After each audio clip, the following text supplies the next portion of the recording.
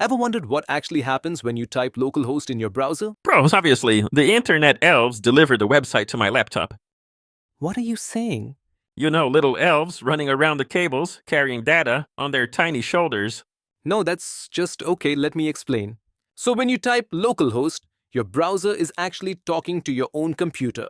Yeah, so it's like talking to yourself, which, by the way, is completely normal. I guess. Hey, buddy, how are you feeling today? Okay, let's move on. Some people think localhost is some mystical land where developers gather to summon APIs. Others think it's like the Matrix but for programmers. But nope, it's actually your own computer pretending to be a server. Cool, right? So, when you type localhost in your browser and hit enter, here's what goes down.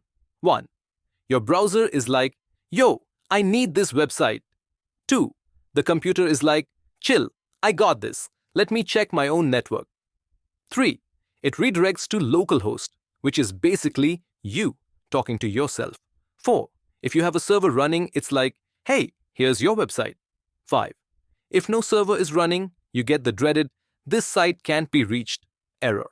See, it's not magic, just your computer being its own best friend. Wait. So you're telling me my computer is talking to itself? Yes, exactly. Bro, are you okay? Do you need a therapist? I regret everything. We use localhost for testing apps, debugging code, and Can I host YouTube on Localhost? no, Can I hack Google with Localhost? no. Can I run Localhost on a Localhost?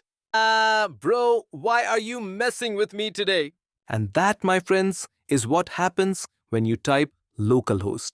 It's not magic, it's just your computer talking to itself. It's okay, buddy. I'm here for you. If you found this video helpful, like, subscribe, and hit that bell icon. And tell me in the comments. Can you run Localhost in space? Goodbye.